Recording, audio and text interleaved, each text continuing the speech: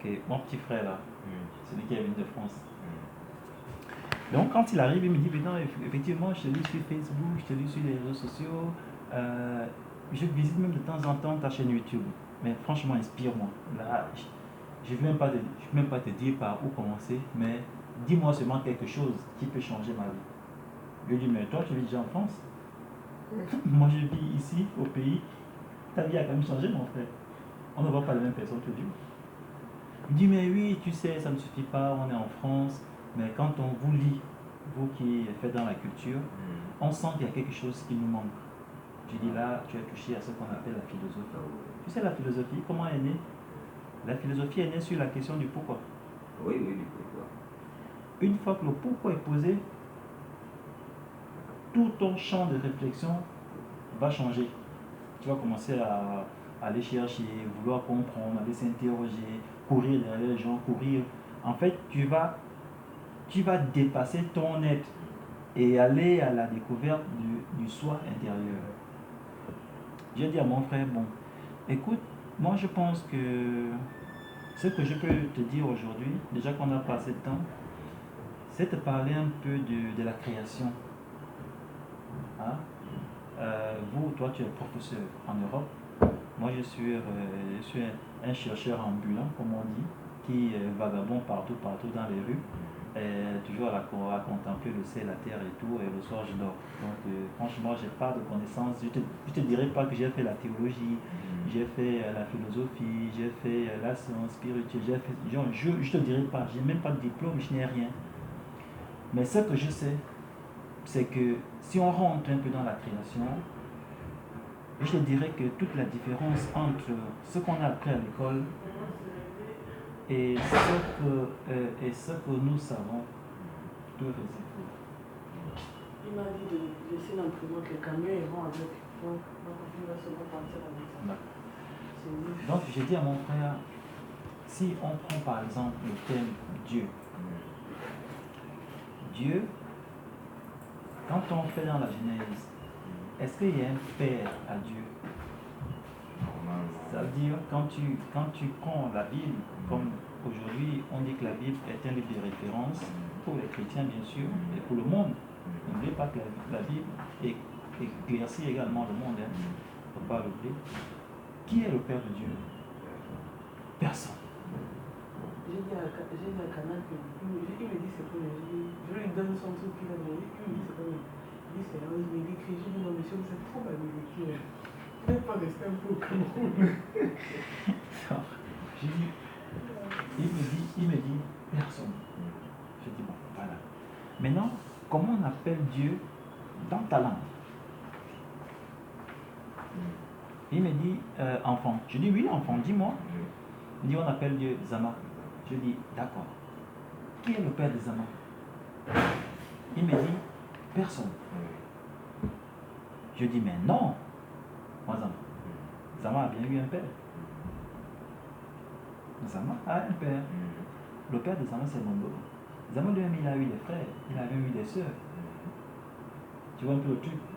Zama n'est même pas le né. Attends, tu dis que... Tu vois, j'avais le petit. Dieu s'appelle Zama. Dieu s'appelle Zama. Et le père de Zama existe bien. C'était qui? On va arriver, le père de Zama s'appelle Mobo. Voilà. Et Zama a eu des frères, il a eu des sœurs. Dans le chaîne de création. Bon, excuse-moi. Excuse-moi d'abord de te bloquer. Pas de te bloquer quoi, mais juste de dire. Ça veut dire que, plus que selon on était en train de parler de livres de référence, qui est la Bible, oui, bien sûr. On dit que Dieu n'a pas de père. De père, oui. Bon, enfin, c'est pas moi qui le dis. Hein. Oui, je ne sais pas si la Genèse le dit déjà. Oui, ça. Il n'y a pas de père. Dieu n'a ça veut dire que donc ici, Zama n'est pas le Dieu selon la Bible qu'on dit Dieu. Ça, je ne sais pas. Bon, d'accord. Je pourrais pas. Et Meubel, là, est-ce qu'il avait un père? Mais bien sûr. Mais bien sûr. Tu vois un peu le truc. On va arriver, tu vas comprendre la chose. Ok. Tu vas comprendre. Tu vois, tu t'intéresses un peu, non? Oui, alors. En fait, Zama, enfant, se dit... Dieu, enfant, se dit Zama. On était là. quand je lui dis, je pose la question au jeune homme, est-ce que Zama chez les femmes a un père? Il me dit non, c'est normal, il ne savait pas. Bon, il était surpris par ma réponse. Je lui dis, mais Zama a un père. Zama a même eu des frères et des sœurs. Puisque un frère de Zama, on l'appelait Zomobo. Tu vois un peu le truc? Attends, je suis en train de faire une étude à partir de ce que tu me dis. Non, pas de problème, c'est gratuit. Ça, c'est la connaissance, c'est gratuit. Ça, c'est gratuit. Je peux t'en donner, je peux te donner le temps quand tu veux. Mais ce sera mieux qu'on aille un peu vite. Après, quand tu auras le temps de... Moi, je t'explique ce que j'ai dit au frangin pour essayer un peu de changer son paradigme, tu vois, non? Donc maintenant, si tu veux quelque chose de concis, où on s'asseye, tu prends note ou tu enregistres comme tu veux, ça, tu me dis, c'est gratuit. Ça, donc, Zama a eu un frère qu'on appelait Zon Mobo. C'est le fils de Mobo aussi. Lui-même, il s'appelle Zam Bimobo. Donc, Zama, fils de Mobo. À côté, tu as quand même ce qu'on appelle Karamobo.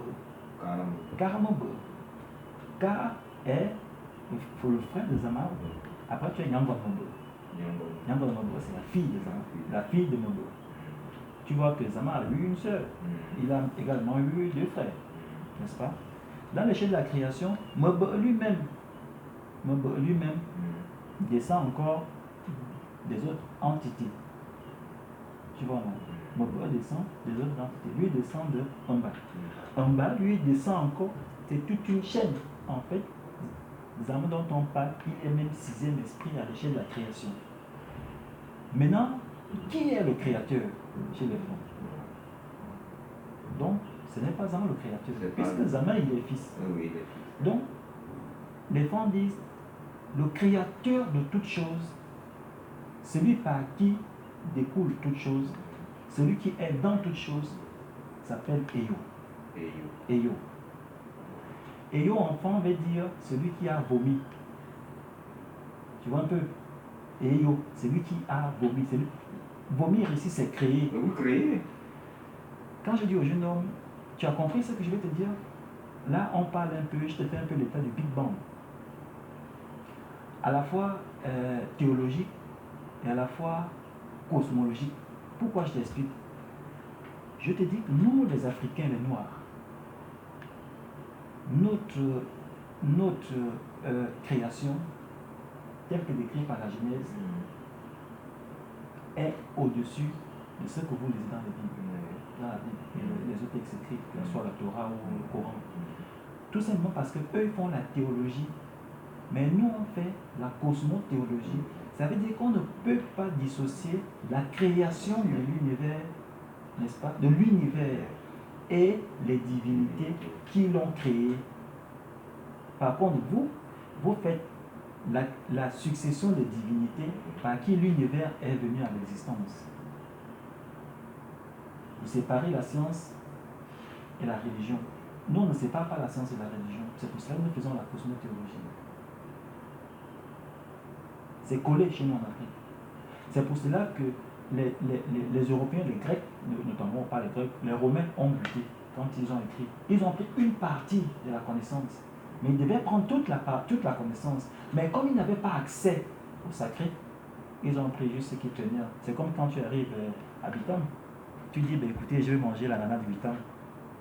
Je vais manger l'ananas de Bitam. Mais tu vas prendre ce qu'on voit au marché, ce qu'on appelle Z. C'est ça que tu vas manger. Mais tu n'as pas mangé ce qu'on appelle un batois. Tu vois un peu le truc. Tu as mangé Z, mais tu n'as pas mangé un batois. Pour manger un batois, il faut aller dans un village profond. Tu vas trouver une grand-maman qui, malheureusement, qui n'a plus trop ses articulations, bien ses organes en place, mais qui va t'envoyer dans sa plantation avec son travailleur ou quelqu'un pour aller cueillir le batois. Et le batois ici dont on parle, c'est l'ananas qui est mûr. Vraiment. C'est là la connaissance. Voilà. Qui n'a pas mûri par machin, mais qui est là. C'est là, c'est toujours sur son. C'est cela la connaissance. Et enfin, on dit pour finir, il y a un adage qui dit un un arbre gnangnan, je vais te traduire ça en français. Un arbre gnangnan, Angleterre Boumaken, à Karim na Boumangodas. Je t'explique. C'est-à-dire, l'étranger, n'est-ce pas? Non, voilà. L'étranger qui était pressé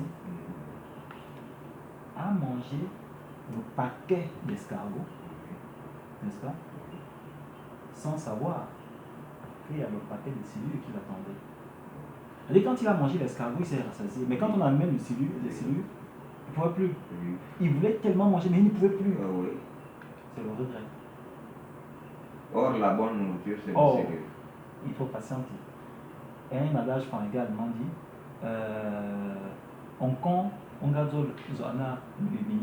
la grenouille a demandé à l'éléphant de prendre le silence. Prends le silence, attends que l'eau s'éclaircisse. Prends le silence, attends. Mais comme l'éléphant est furieux, il a mis l'eau dans un état qui est délabré, à ce que l'eau s'est troublée. Mais la barque, l'éléphant cherchait la barque. Tu ne veux plus le voir. C'est pas comme ça que tu vas chercher la barque dans l'eau. Donc, le marouilla ou la grenouille a dit à l'éléphant, mon ami éléphant, je sais que tu es fort, tu es également robuste. Tu peux même vider cette eau-là. Mais moi, j'en ai besoin puisque c'est ma maison. Patience.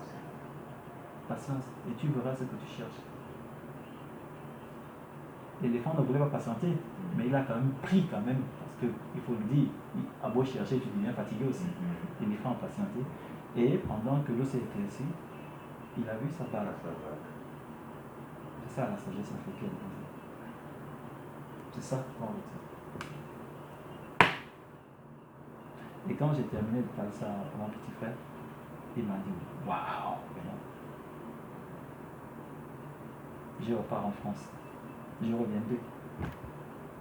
Tu vas pour tout. Ah, c'est comme ça. La religion, c'est pas ce que vous voyez là. C'est pas simple. Et c'est pourquoi moi je fais jamais de débat sur la religion. Jamais. On fait jamais. Il ne faut pas faire ça. C'est un péché, c'est interdit. Mais la vérité doit être établie pour que les gens l'enseignent et le partagent. Non, après, tu vois, tu peux également faire, parce qu'il y a beaucoup de gens qui des fois, qui se disent qu'ils connaissent. Oui, bien sûr. Mais leur connaissance, des fois, ils n'ont pas encore découvert. Au fait, ils connaissent ce qu'ils ont vu et entendu des fois. Parce que des fois, l'ignorance, c'est quoi? C'est que tu te dis que certaines choses n'existent pas. Oui. Et puis, si tu restes là, tu mets une barrière et puis tu deviens ignorant. Or, lorsqu'on vient t'amener, on t'amène ce que comment on appelle, ce que tu n'avais jamais vu aujourd'hui, et après tu connais maintenant. Bien sûr. Voilà. Bien sûr. C'est. Oui, et puis il y a il y a ça également. Moi j'ai un de mes beaux-frères, lui,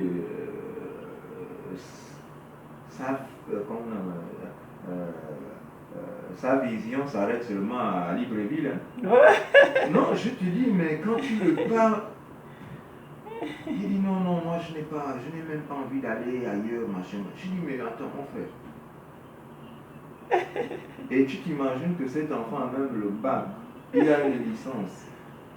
Et depuis que sa mère est morte, il a arrêté tout. Il ne veut rien faire.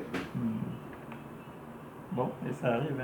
Après, je crois qu'à la fin, je l'avais dit, écoute, tu n'as jamais même comprendre pourquoi on dit que Dieu que tu me parles là, il change de nom à chaque fois, chaque peuple donne son nom. Tu n'as pas remarqué ça? Mais tous butent, jusqu'en Égypte, je t'ai parlé tout à l'heure là, ils butent sur Amon. Parce que quand tu arrives chez les Romains à l'époque, ils te parlaient de Jupiter dans leur histoire de création. Maintenant, quand tu arrives en Grèce, ils vont te parler de Zeus. Je t'ai dit ça tout à l'heure. Maintenant, ce qui est bien avec les Grecs, c'est que les Grecs te renvoient toujours en Égypte. Parce qu'ils te parlent de Amon. Voilà. Maintenant, Amon aussi te dira qu'il est né sur un océan, un vide incalculable, des choses bizarres, et on te parlera de la tombe. Mais au départ, les peuples qui vivaient là, les vrais peuples, les peuples noirs, la première civilisation, les noirs, ceux qui ont créé tout ce qu'on a aujourd'hui comme religion, eux n'appelaient jamais Dieu.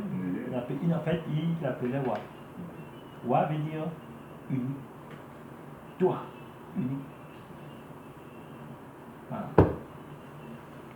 C'est ça la spiritualité. C'est au-dessus de